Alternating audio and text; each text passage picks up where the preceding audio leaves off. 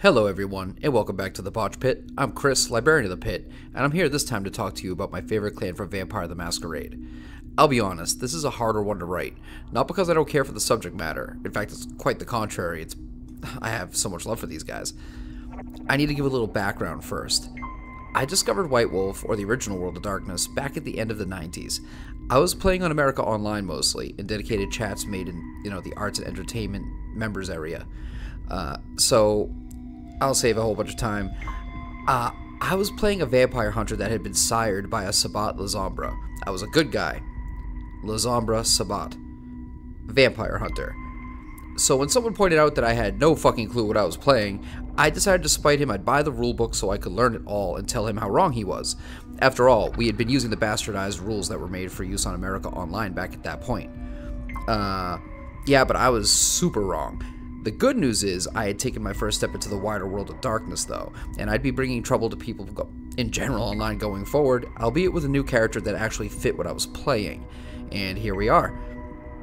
So we're going to talk about Lasombra today, and with that out of the way, enough about me, it's time to start talking about my favorite clan, the Keepers. And off we go. Into the Dark. The Lasombra in 5th edition vary a bit from their earlier edition counterparts, and that requires some little details before I go on with this guide. See, back when I really began playing Vampire the Masquerade, the Lasombra were pretty much flavored as spicy Ventru. They both have extremely similar methods and means of organization, but their loyalties are pretty much where they varied, with the Lasombra being the leaders of the Sabbat and the Ventru being the de facto leaders of the Camarilla. What that means is while the Ventru were busy placating their elder kindred and serving their whims in the name of keeping the antediluvians slumbering, should they even for a fact exist, the Lasombra had openly admitted to killing their clan father. Bear in mind, however, that this could be a bold-faced lie in itself. Regardless, the Lasombra were entirely loyal to the Sabbat, even fighting off the Amici for, viewed leadership of the sect. And that's the scenario I was familiar with. But this is Vampire 5th edition, and they shook things up quite a bit. Also, their old discipline of obtenebration is now called Oblivion. While obtenebration was supposedly the manifestation of their inner darkness, the newer version literally pulls from a void of darkness, possibly tying themselves to the abyss of the underworld that those who have played Wraith may be familiar with. I felt that when the time comes to talk about Oblivion, I'll touch about it there more so rather than here. Right now I just want to stick to talking about the Lasombra, who are potentially the most dangerous clan in the Final Nights. O Father, where art thou? So, Lasombra, the antediluvian himself, is kind of a prick, just like all of his children. We'll start his story here, around 1991 BCE. There's not a whole lot to talk about when it comes to his mortal life, which could have been described as unremarkable. It was really upon his embrace that he started to take everything by storm. He became initially known as Lasombra, or loosely translated, profiting by knowledge, but also translated as profiting together through domination. As he became venerated and began having a religious following, his priests and followers began to call him Laza Omri Baras, or the God of the River of Darkness. Why is this? Well, Lasombra, who will address going forward as Lucian for the sake of clarity, was always surrounded by darkness, and when the deluge came, the Great Flood, he was beyond excited for it. The Lasombra clan has always felt their most comfortable in the darkness of the sea, perhaps because of their natural-born kinship with the darkness, but we really don't even fully know for a fact. Shit, we actually don't even know who Lucian's sire was. What we do know is that after the Flood, Lucian joined up with the Second City and revolted against the Second Generations. It did not go well. After the fall of the Second City, Lucian ended up settling on an island in the Mediterranean. As said, the Lasombra had always had an affinity for the sea, and to this day, this still echoes in the clan. It's not altogether unheard of for elders, sick of everything they've just been dealing with, to walk beneath the waves and never be seen. Anyways, while taking up residency there, he took control over the pirate people of Hyksos, and led them to war against his brother's children, specifically Ventru. However, he was reclusive, and only popped up here and there to hunt and give orders. Once in a while also siring a child, but even this was less and less as time went on. In the name of saving time further, Lucian sired a vampire that would become known as Montano, one of the pillar characters of Vampire the Masquerade 3rd edition and onward. Also the sire of Lucida, who I'm not going to cover in this guide, just way too much for her. Anyways, Montano became one of the leaders of the Catholic Church, assisting in the total domination of the Lasombra clan in religious leadership. this would be highly important later on. You'll notice that the Lasombra very easily fall into getting involved with religious organizations. It started with the Catholics, really, but they kind of get around altogether.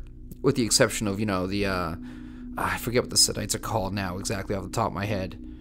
Yeah, that's going to bother me. The seminary or something? Either way, they kind of just stay away from whatever they're dealing with, but overall the Lasombra are the clan that hold the reins of religion.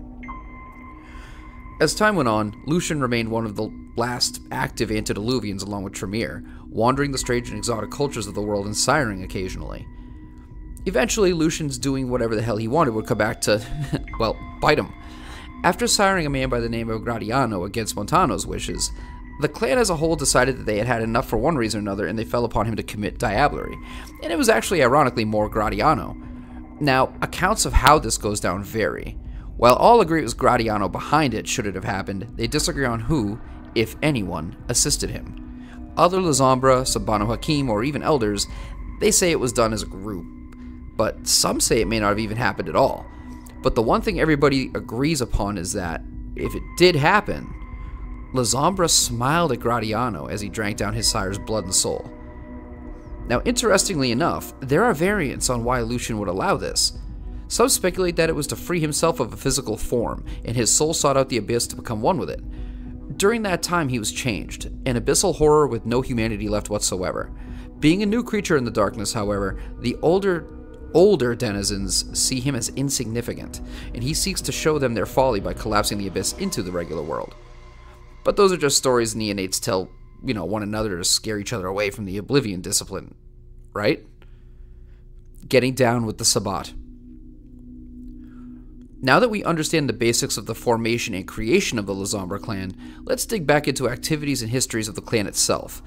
While they are absolutely nomadic when it came to the sea, what was astounding was how well they acclimated to the politics and society of the kindred. Seeking to triumph in all things, the political arenas of the vampires felt all too comfortable playing, the Lasombra felt way too comfortable playing verbal volleyball with all the other vampires, having zero mercy or pity on any of their potential rivals. Of course, that did not always mean final death. No, not at all. See, if your enemies are dead, who do you have to gloat over when the fight's over? No, the Lasombra don't seek to rule, but to be superior and to weightily flaunt that superiority. When the Convention of Thorns came about in 1493, and the newly formed Camarilla sought to ground rules of existence for all the vampires, you could kind of guess how the Lasombra felt about kneeling before and hiding from the kine, or mortals. They weren't feeling it. And neither were the Amici. They believed they were the hunters, superior to the mortals in all ways. Kine were food, not something to hide from. On the final night of the convention, a Amici by the name of Vikos led an assault on a nearby city, deliberately murdering and feeding in view of the public in the name of spiting the newly formed Masquerade. Those victims in the cities called the vampires Sabbats, of the devils and witches. And now you know where that name came from. And the rest is history. The Lasombra became the de facto leaders of the Sabbat naturally. The Amici were too wrapped up in their ancestral lands, feuding with the Tremere, and working on their sinister, unique blood rituals to really truly lead the sect, while the Lasombra were far too happy taking up the reins. So for hundreds of years this jihad goes on, the Lasombra piloting the Sabbat forces composed mostly of fanatics and zealots, and the Ventrue leading the Camarilla in the efforts of stomping the ferocious Sabbat out. Eventually we come to more modern times. And it looks like for a time the Sabbat is truly taking a lead. They take Mexico, they took Montreal, and many more of the well-renowned Camarilla cities in ruthless sieges. But the Sabbat, as mentioned, are a little zealous. It's important, by the way, to point out that at this top point of the topic, I'm hitting around the time of V3 or V20. We have now hit the final nights, or the time of thin blood. The Sabbat realize they were right, the ancients are awakening, and the end of the world is upon us. The Sabbat go apeshit. Mass murders, breaches of the Masquerade, the works. But the Sabbat at this point have lost their shit, and there's no calming them down or holding them back. The Lasombra, the leaders of the Sabbat, are in a quiet panic. And then things got worse. Oh, those summer nights. While the Lasombra exceed at changing and keeping up with the times, they have a major hurdle, which we'll talk about a little shortly, but I'll touch upon now. Technology just doesn't work right for them. Cell phones freeze, cameras glitch, automatic doors won't open. So aside from having ghouls or retainers handle their communications, the Lasombra just don't mesh well with technology. which really may have been to the Keeper's benefit this time. In 2007 or 2008, the Second Inquisition formed.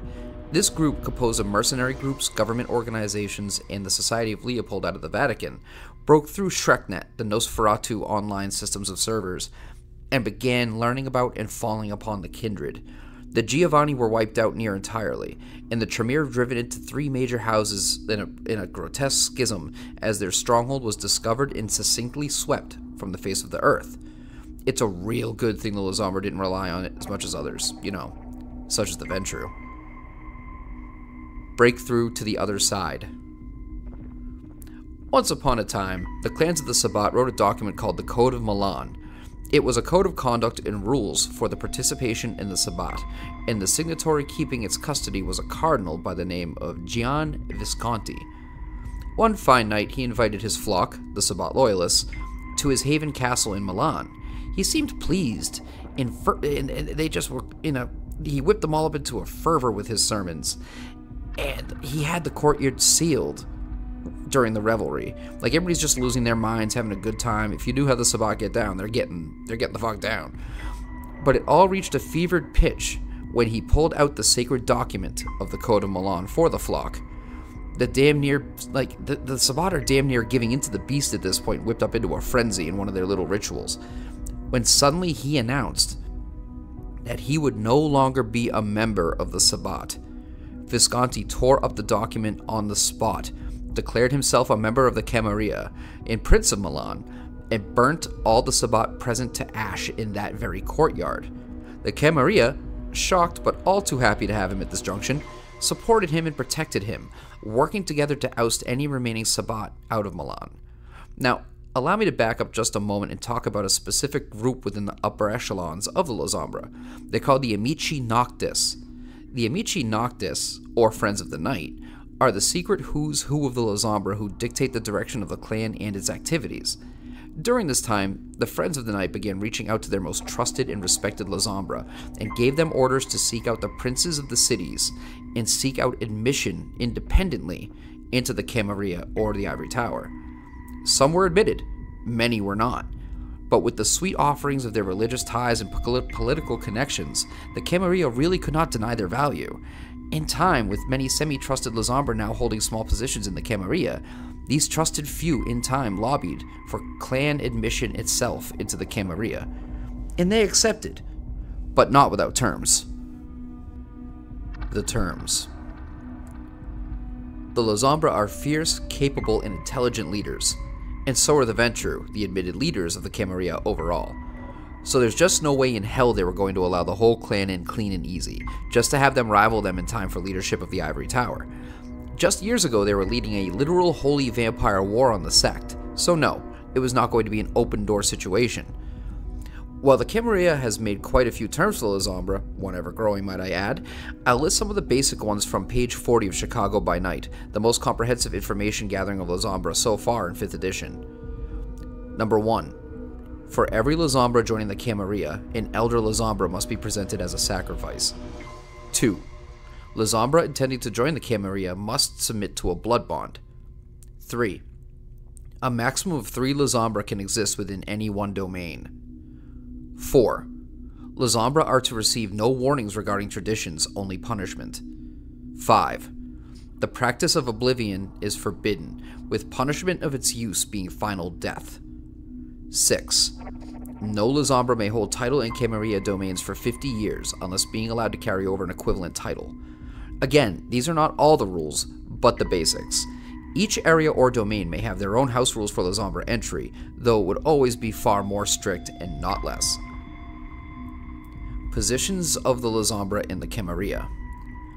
So, if the Lasombra are so reviled by the Camarilla, what positions do the Keepers hold now in the Ivory Tower? Surprisingly powerful ones at times, despite the aforementioned terms. With their remarkable sway in the religious happenings of mortals, you can't really underestimate the power the Lasombra hold. As mentioned before, while the Ventrus seek to rule, the Lasombra seek to triumph, and they have many of the tools to triumph regardless of the sect they are in. Money and power are within the church, and so are the politicians. And since the Lasombra love being superior for the sake of being superior, they are quite capable of handling their business without leaning on the Ivory Tower. which just makes them more valuable to the Camarilla. First off, with the Tremere divided, the Lasombra have had little problems working their way into seats of authority the Warlocks used to hold. They've also been able to take positions of advisors, bodyguards, regents, and chamberlains to the Ventrue, as the Ventrue love seeing the Lasombra in positions of servitude, not even realizing that they are giving the Lasombra a seat at the table. Even better for the Lasombra is how much this vexes the Toreador, as they believe these positions should be theirs, as they've long been the second in command and loyal to the Camarilla. And this pleases the Keepers even more, because as they work at quietly dividing the two former partner clans, they plan onwards towards their future triumph. They're pretty much counting down the days until they can oust the Ventrue as the leaders of the Camarilla. Welcome Oblivion. Now that we know the background of the clan and their positions in the modern Knights, let's take a second just to talk about their unique clan discipline, Oblivion. And this involves talking about another former World of Darkness game line, Wraith, the Oblivion. When many people die attached to things, their souls are sent to the Underworld. The Underworld's capital is called Stygia, or well, it was before it was destroyed in 1998. The Underworld is surrounded by a storm of nothingness and madness, a maelstrom, and it's called Oblivion. And dark things are said to live in that forsaken place. Sound familiar? And since one of the abilities of Oblivion is even called Stygian Shroud, well, we can very clearly infer from what extra-dimensional realm Oblivion itself draws the powers from, and why so many kindred are afraid of it. So please, when playing or running a game with these vampires, remember Oblivion is not Celerity, Protean, or Auspex. This is a discipline that literally draws its power from the realms of actual darkness, where even the dead fear to dwell. In closing, the Lasombra are a clan of ruthless domination. They seek to win, and who gives a shit who's second place. They managed to leave the sect of the Sabbat only to defect, and still hold positions of authority within their new sect composed of their former sworn enemies. I love these guys. So, as always, thank you, and I hope you found this informative and helpful. Please like, subscribe, and share if so, and feel free to join our, as always, free Discord server. Thank you so much, and good night, wherever you are, above or below.